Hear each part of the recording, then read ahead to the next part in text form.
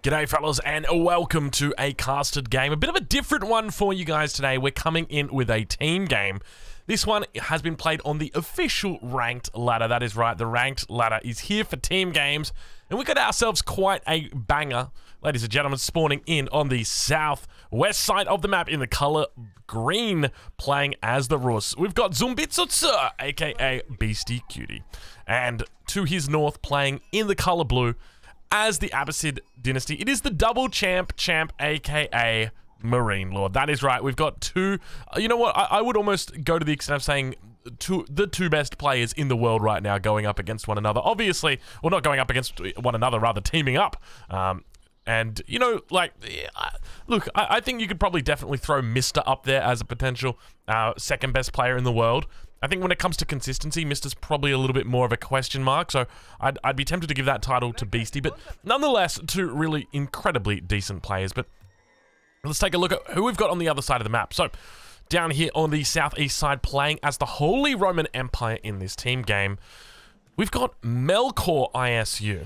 And above Melkor, playing in the color teal, playing as the Malians, we've got Squiz Momo. Oh, yeah, baby. This is starting to get exciting. So, we're on the map Hideout. Now, I think Hideout in team games is probably a little bit more fun than it is in 1v1. The map is, I would say, a bit more orientated around single 1 versus 1s on either side of the map. And then, obviously, if you win your 1 versus 1, then, you know, you can go and support your enemy, or your enemy has, or rather, you can go support your ally, or their ally has to come and support you. So, I think, overall, this is a really cool map. I remember playing a map like this on Red Alert when I used to play that game. But we've got a beautiful little hunting cabin here, 43 gold for you. Not too bad, perfectly balanced here for the Rus. And I'm suspecting that's probably part of the reason why Beastie's taken it here on this map, going for the Rus. Now, I'm curious about you guys. Are you guys playing much ranked team games at the moment? I'm actually thinking about getting into it. One of my friends hit me up and asked me, hey, you want to join the tournament? And I said, well, look, I know that there's a big tournament going on. There's a lot of money involved and all that. But to be honest, I'm in Australia. I can't commit right now. It's too hard. The time zones, man, the time zones. But look, I reckon I'm going to be playing a few more team games on the team game ladder. And I'm looking for strategies right now, because when it comes to like your dry Arabias, the typical thing that we do see is just like that classic French, English, longbows and knights, that kind of thing. It's very, very simple, but I think on a map like this, you got to really start thinking outside the box, because your Malian player is going to be able to attack the Abbasid player, and obviously down here we're going to have the Rus player who's going to be able to attack our Holy Roman Empire player. So you got to start thinking a bit more about, you know, what the best way to play this map is, because it's not going to be a typical narrative where you just kind of meet your enemy in the middle and then look to fight over them. Though I do suspect later on in the game we may potentially have that happening, but that's a different story. All right, well, Age Up's coming through now. Beastie going to be going with the Golden Gate. We'll check in with the Double Champ. Double Champ going to be going up with the Economic Wing. No real surprises there. Over on the other side of the map, we've got Squiz Momo, who is yet to age up. Jeez, what's going on with Squiz Momo? Has he got... Why is Squiz Momo not up yet? What's going on with Squiz Momo? Squiz Momo, what are you doing? Why you got 4 people on wood? Squiz Momo just having a good time over here. Oh, this is actually quite unfortunate with the spawn. 1, 2, 3, 4, 5, 6, 7. So we can't actually get an 8th house there because the gold mine's too close to the wood line. It's just this map. This map is just absolutely... I mean, I don't want to say it, but it's dog shit. It is absolute dog shit. It's so terrible. A lot of the maps that are in the current rank pool, I've got no idea why they're there. I don't know why they decided to do what they did, but they did, and so now we just got to kind of live with it. I guess that's it. And oh, we got ourselves some trade, ladies and gentlemen. So the question is, where does he go from here? Because I guess you put your market here, and then you just run to this point, but then you're not going to be collecting that gold immediately. So I don't even know where you go from here. This is kind of awkward, right? Like, because he wants to be trading, but it's in the base. So I guess, is he going for more of a tower here? Is that the play? I've really no idea. Or maybe he's just not even going to bother doing it. Maybe he just puts a market down here in the bottom and a market over here, and then just trades down that part. But I feel like you probably should have just like moved a couple of villages over here. Like, this landmark is so good. Yeah, if it takes longer, it's still worth it. It's just such a damn good landmark. But maybe he doesn't look to trade. Anyway, we'll check out with Melkor as well, see how Melkor is doing. And interesting positioning here on the landmark. So I look at this and I'm like, okay, well, Beastie and Marine Lord are just miles ahead when it comes to skill just from what I'm witnessing here. Because typically with the Ark and Chapel, this positioning, really, really poor. You would ideally love to have it right over here. That way it still hits the bottom of the town center, hit the berries, and you can put a mill here or put a mill here. And then you get all of this wood line as well. But obviously that hasn't happened here. So we will try and be less critical and just more focus on what we can see. But it looks like it's going to be a fast castle coming through here for Melkor. But look at this, we've got a sling coming in. There's a mill in the base here for Momo. Momo has got a... So what is he doing here? We're going to switch... I'm just going to switch over to Momo. Momo's making cows for the Holy Roman Empire player. Look at this. He's just chilling out for the moment. Boom. He's just going to give him 500 food right there. And it's next to the Ark and Chapel. And this is obviously buffed up like crazy. Wow. I've not seen or heard or smelt or even thought about this as a possible sling. And now he's going to bring over here because he's got the safe gold in the base. Burgrave Palace goes down. This is a pretty crazy level sling when you think about it. So he's going to put a pit mine down here and then put some houses around it. Is it just he just doesn't want to take this gold mine here? It's so close to his base. What's wrong with that? I wonder why he wants to do this. What's going on here? This is such a weird thing. I gotta get a picture of this just to understand a little bit more about what's going on here, because I mean, this is a crazy level sling. This is a next level sling. Like that's going on the front cover. That's how good that sling is. Let's check in with Beastie and Marine Lord. Let's see what they're up to. So we'll check in with Beastie first. So he's going for a 2TC play. So no real surprise there. Just pretty standard. Also going for professional scouts. And he is mining towards his ally, or chopping towards his ally, which is definitely the right move. You would want to be chopping towards your ally as quickly as you can so you can have a faster path through. And then we'll check in with Marine Lord, who's going for a second TC. It looks like he's also going to be going for a third TC. So these guys are just kind of like chilling out and very happy. And they probably don't even know that they're up against people that are actually decent, because I don't know about you guys, but like that is actually really scary what is happening over this side, because the age up now comes through. Okay, this is what we're getting a picture of right now. Because this is it, right? Like, this is absolutely crazy. You've got... You have underneath here unlimited cattle. You never have to go to farms. You never have to go to farms with this sling strategy. This is absolutely wild. This is huge. And then so now from here, he's just on 100% men-at-arms. Age up through at 7 minutes 30, so I suspect he's probably going to... Yep, Blacksmith's already down, never mind me. So I wonder if there's a sling going on here where resources are being transferred between these guys. But you can see the scout just chilling out at the moment. We'll check in with Beastie and see what he sees. So he's just got a scout moving forward. He spots the men-at-arms. Also sees the gold vein, but doesn't see anything too interesting just yet. Villagers jumping in the outpost. He wants to make sure that it doesn't get scattered. But he does see the Burgrave, so he knows that it's coming. So Beastie in this position should look to wall up. It's going to be hard. He's got quite a bit to wall here, but he should try and wall as quickly as possible while he looks to get knights out, because he's spotted the men-at-arms. And it should also be said that Marine Lord needs to age up as quickly as possible to get crossbows. So we will see he's not even aging. He's still thinking about third town center. And it's pretty late now. We're starting to get quite late into this game, but it looks like he's just going to be going into camel archers instead, which is probably the right choice. A couple spears moving up here, archers moving out.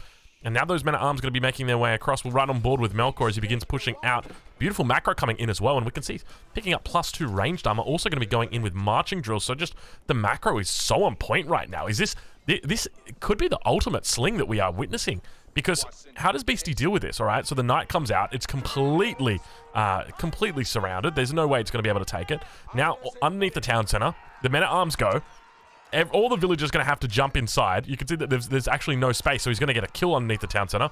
And now +2 still yet to come in, but he can just camp underneath the town centers here and idle the villagers. So you've got 25 idle villagers. No gold being collected, no food being collected. Right now on board with Beastie, the only thing he's collecting is wood. And this is a really difficult spot because he's going to need help from Marine Lord. He's like, hey man, I need you to make some units. I need you to send me some food so I can make units. This is what I need. And he can't do anything right now because the Burgrave Palace is pumping out units non-stop. He does manage to pick up the reinforcements, so this is definitely the right choice here, cutting off the reinforcements. But he's going to, at the very least, lose a town center out of this. We can see that the horsemen are coming back. His men-at-arms was under attack back here. But you can see all the deer are under the same spot, so I'd love to see him just move all the deer kind of around the town center. But the knight numbers are starting to look a little bit better. Spearman also coming in here, but now we do see he has picked up the second ranged armor in here, and I'll expect him to continue getting a few more upgrades. We're right on board with Melkor, and yeah, you can see we've got Bloomery coming through now. So just overwhelming Beastie at this point in the game.